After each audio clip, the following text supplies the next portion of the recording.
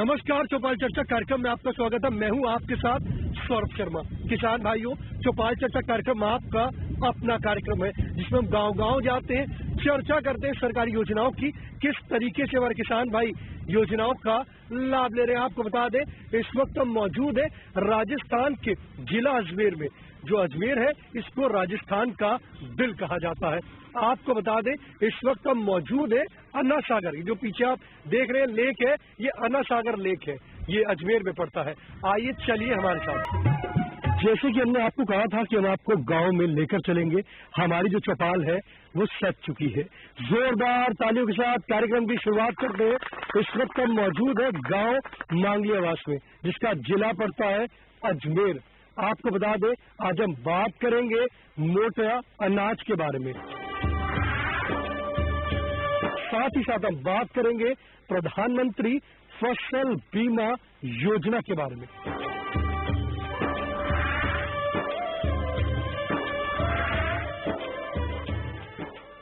हमारे बीच में कृषि वैज्ञानिक राष्ट्रीय बीजीय मसाला अनुसंधान संस्थान से विशेषज्ञ मौजूद हैं। आइए जानते हैं मोटा अनाज क्या है। मोटा अनाज जैसे विदित है, जो ड्राई एरियाज हैं, रेनफेड एरियाज हैं, उसके अंदर जैसे बाजरा है, ज्वार है, कोडो है, फिंगर मिलेट है, माइनर मिलेट्स हैं। तो ये फसलें हैं जो कम पानी में पैदा की जाती हैं और राजस्थान के अलावा अन्य राज्यों में भी, जैसे गुजरात है, कर्नाटक है, तमिलनाडु है, आंध्र प्रदेश है, इन क्षेत्रों में जो माइनर मिलेट्स हैं, और राजस्थान में आपका ज्वार और बाजरा जो मेजर मिलेट्स हैं, जो मोटे अनाज के रूप में इनकी पहचान है। और ये फसलें कम पानी के साथ साथ इनमें पोषक तत्व जो मिनरल्स हैं वो भरपूर मात्रा में होते हैं। अगर हम बात करते हैं यहाँ की, तो हमारे किसान भाई मोटे अनाज की फसल ले रहे हैं। जी, राजस्थान में जैसे आपको विदित है कि बाजरा भरपूर एरिया जो कवरेज है, राजस्थान, गुजरात और आंध्र प्रदेश में बाजरे का काफी क्षेत्र है, ज्वार का काफी क्षेत्र है। तो ये फसलें राजस्थान की पारंपरिक रूप से पहले खाद्य फसलें हुआ करती थी। जब से ग्रीन रिवोल्यूशन आया है तब सीरियल्स का इंपोर्टेंस बढ़ा है, लेकिन उससे पहले हमारे जो किसान भाई हैं वो सारी इन फसलों की खेती किया करते थे इन क्षेत्रों में। और अब भी इनका इंपोर्टेंस उतना ही है, क्योंकि इनकी पानी की आवश्यकता बहुत कम है, पोषक तत्वों की आवश्यकता कम है, और ये जो इसको ग्रो करता है, जो किसान इसको पैदा करता है, उसके लिए ये पोषक तत्वों की भरपूर मात्रा में पूर्ति करती हैं। हमारे बीच में किसान भाई मौजूद है, आइए जानते हैं। जी, आप बताएं, आज हम बात कर रहे हैं मोटे अनाज के बारे में। मोटे अनाज की खेती करते हैं आप? हाँ, करते हैं। किस प्रकार से करते हैं? बरसात के टाइम मक्का, बाजरा, ज्वार ये लगाते हैं, और आगे भी इसी में है, ये लगाते हैं। बताइए, मोटे अनाज की खेती करना क्यों जरूरी है? और कम पानी में अच्छी पैदा होती है। लगता है लाभकारी है? लाभकारी, बहुत लाभकारी है। अगर स्वास्थ्य की दृष्टि से देखें तो भी लाभकारी है? लाभकारी है, डायबिटीज नहीं हो सकती है इससे, कई बीमारियों अच्छे पोषक तत्व है। आपको अच्छे दाम मिल रहे हैं? हाँ, ठीक मिल रहे हैं, अच्छे दाम मिल रहे हैं। देखिए, हमारे किसान भाई कह रहे हैं कि मोटा अनाज जो है वो किसानों के लिए लाभकारी है और दाम भी उनको अच्छे प्राप्त हो रहे हैं। हमारे बीच में विशेषज्ञ मौजूद हैं, आइए जानते हैं। जी, आप बताएं, जैसे मोटे अनाज की आज हम चर्चा कर रहे हैं, ये मोटे अनाज इस वर्ष अंतर्राष्ट्रीय मोटे अनाज वर्ष मनाया जा रहा है, तो इसके लिए आप क्या कहना चाहेंगे? जी, 2023 को यूनाइटेड नेशन ने मोटे अनाजों का अंतर्राष्ट्रीय वर्ष घोषित किया है। ये जो है 5 मार्च 2021 को किया गया था। इसमें 72 देश शामिल हैं जो कि मोटे अनाज की प्रोडक्शन, उसके उत्पादन को बढ़ाने के लिए काम करेंगे। इसमें जो सावा, कोदो, ज्वार, बाजरा, फिंगर मिलेट, फॉक्स मिलेट, ये सब भी आते हैं। इसकी जरूरत इसलिए पड़ी है कि जब ग्रीन रेवोल्यूशन हुआ उसके बाद जो है हम जो मोटे अनाज खाते थे, खासकर भारत में जो खाते थे, उससे हम शिफ्ट होकर जो है धान और गेहूं पे चले गए हैं, जिससे क्या है लोगों को तरह तरह की प्रॉब्लम आने लगी हैं। कई जैसे गेहूं में ग्लूटीन की मात्रा ज्यादा होती है, तो कई लोग ग्लूटीन को डाइजेस्ट नहीं कर पाते हैं, जिनसे पाचन क्रिया में प्रॉब्लम आता है। तो इसको दूर करने के लिए हमें मोटे अनाजों का सेवन करना चाहिए। मोटे अनाज की फसल लेते हैं आप? हाँ, लेते हैं। बाजरा है, मक्का है, ज्वार है, कम पानी से हो जाता है। ये मोटे अनाज की फसल क्यों लेते हैं? वही कम पानी से हो जाता है, और क्या लेता है? लाभकारी है? लाभकारी है, दाम अच्छा मिलता है? दाम अच्छा मिलता है। अगर हम बात करते हैं तो मोटे अनाज से हम क्या क्या बना सकते हैं? बाजरा रोटी भी बना लेता है, मक्का की बना लेता है, बाजरा का खिचड़ा भी बना लेता है, उसकी राबड़ी भी बना लेता है, सब काम बना लेता है। सेहत के लिए लाभकारी है? सेहत के लिए लाभकारी है। देखिए, महिला किसान कह रही है कि मोटे अनाज हमें खाना चाहिए, क्योंकि अगर स्वास्थ्य की दृष्टि से देखा जाए तो ये लाभकारी है। हमारे बीच में विशेषज्ञ मौजूद हैं, हम उनसे जानते हैं कि अगर और अन्य फसल लेनी है मोटे अनाज में, कौन कौन सी फसल ले सकते हैं। जी आप बताएं। जैसे मेरा साथियों ने बताया, इस क्षेत्र में बाजरा और ज्वार मेजर क्रॉप्स है। इसके अलावा और भी अनाज है, जैसे रागी, इसको फिंगर मिलेट माना जाता है। इसको पोषकांशों का भंडार भी माना जाता है, क्योंकि इसमें 7 से 8% से प्रोटीन होता है और 15% तक क्रूड फाइबर होता है। और जैसे इसमें आंथोसायनिन भी ज्यादा होता है। और इसका कल्टीवेशन अगर हम देखें, इस क्षेत्र के लिए सूटेबल है। जैसे हम 2 तरीके का खेती कर सकते हैं। एक जो ट्रांसप्लांटिंग मेथड कर सकते हैं, नर्सरी उगा के उसको ट्रांसप्लांट कर सकते हैं। जहां पानी का मात्रा ज्यादा है वहां इसको ये टाइप इस्तेमाल कर सकते हैं, ये टाइप ऑफ कल्टीवेशन। और दूसरा है रेन फेड कल्टीवेशन। जैसे हम गेहूं डायरेक्ट सोइंग करते हैं, उस तरीके से सीड को डायरेक्ट सोइंग कर सकते हैं। पहला मेथड में हमको अराउंड 2 किलो का सीड रेट का जरूरत है। अगर डायरेक्ट सोइंग करना है, यहाँ पर हमको 5 किलो तक सीड रेट का जरूरत है। और इसमें भी 3 तरीके का वेराइटीज है based on duration. Long duration मतलब 120 से 130 दिन तक चलती है, और मीडियम ड्यूरेशन मतलब 106 से 120 दिन तक चलती है, और शॉर्ट ड्यूरेशन मतलब 90 डेज तक पक जाती है। इसमें वेराइटीज है, इंडॉफ 8 है, इंडॉफ 6 है, इंडॉफ 5 है। ये लॉन्ग ड्यूरेशन, मीडियम और शॉर्ट ड्यूरेशन वेराइटीज है। और इसके अलावा इसका यील्ड भी बढ़िया है। अगर हम रेनफेड या ड्राईलैंड कल्टीवेशन के लिए जाते हैं, इसमें up to 20 quintal per hectare का यील्ड आता है, मतलब उपज आती है। अगर संस्थान की बात करते हैं, अगर हमारे किसान भाई कुछ जानकारी लेना चाहे तो आपके संस्थान से संपर्क कर सकते हैं। हाँ, बिल्कुल संपर्क कर सकते हैं। जैसे हमारा मेजर सीड स्पाइसेस पे होता है। इसके अलावा जो वैज्ञानिक लोग हैं वो इस क्षेत्र में है, वो इनको जानकारी भी देंगे कैसे उगाया जाता है और उसका सीड कहाँ मिलती है, और मार्केटिंग के बारे में इसकी जानकारी दे सकते हैं। अब हम बात करेंगे प्रधानमंत्री फसल बीमा योजना के बारे में।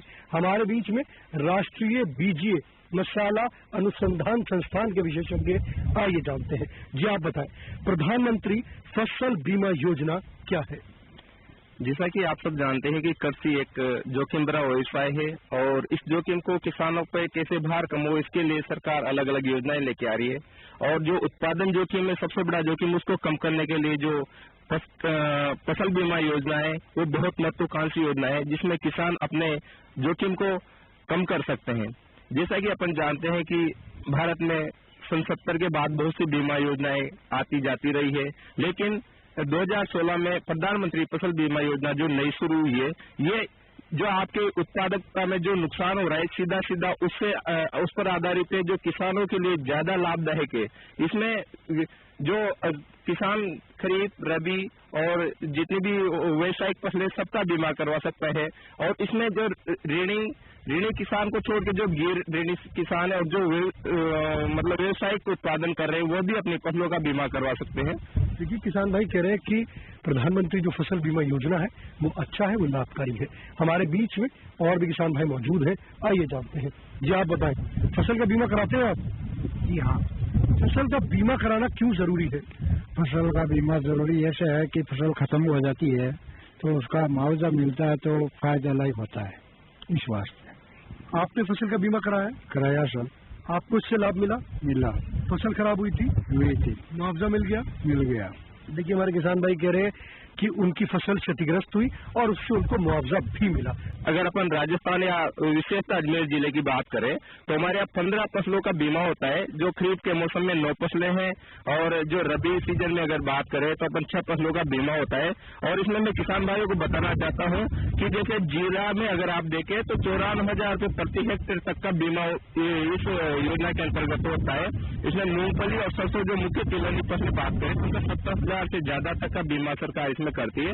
और जो इसमें जो प्रीमियम की राशि है वो बहुत केवल जो खरीफ फसलों के लिए तो 1.5% होती है, और जो रबी फसल होती है उनके लिए 2% होती है। बाकी का जो वहन करती है वो सरकार और राज्य सरकार और केंद्र सरकार आदि से में इस प्रीमियम की राशि को वहन करती है। और जहाँ तक अपने किसान भाई जानना चाहते हैं कि मेरा बीमा कराना है तो मैं किससे मिलूं, तो मैं आपको बताना चाहता हूँ, अगर आपने क्रेडिट कार्ड बना रखा है तो आपका ऑटोमेटिकली बीमा हो ही जाता है, लेकिन अगर नहीं बना रखा और आप बीमा करवाना चाहता है तो आप कृषि अधिकारी से मिल सकते हैं, जो बीमा के अधिकृत एजेंट है उनके थ्रू करवा सकते हैं। आप सरकारी बैंक में जाके आप अपना बीमा करवा सकते हैं। कौन से दस्तावेज देना पड़ेंगे?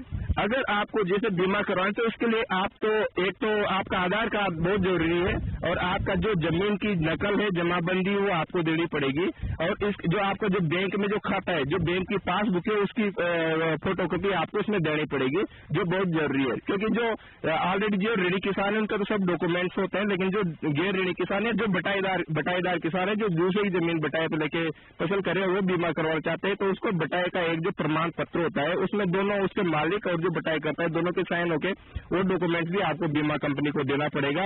और जो आपको प्रीमियम की जो खरीफ फसल के लिए वो 31 जुलाई के पहले आपको अपने बीमे की प्रीमियम राशि बैंक में जमा करवानी पड़ेगी, और जो रबी की फसल है उसमें आपको 31 जनवरी के पहले अगर आपने बीमे की जो प्रीमियम की राशि जमा करवा दी तो आपकी फसल का बीमा आराम से हो जाएगा। प्रधानमंत्री फसल बीमा योजना से लाभ लेना चाहते हैं, आप भी अपनी फसलों को आप बीमित करना चाहते हैं, तो जैसे हमारे विशेषज्ञ ने बताया कि आप अपने निकटम कृषि विभाग में जाकर संपर्क कर सकते हैं और आपको इससे लाभ की प्राप्ति होगी। साथ ही साथ ये भी बताया किस तरीके से आप इसको आवेदन कर सकते हैं। प्रधानमंत्री फसल बीमा योजना की बात कर रहे हैं, फसल का बीमा कराया आपने? कराया थे।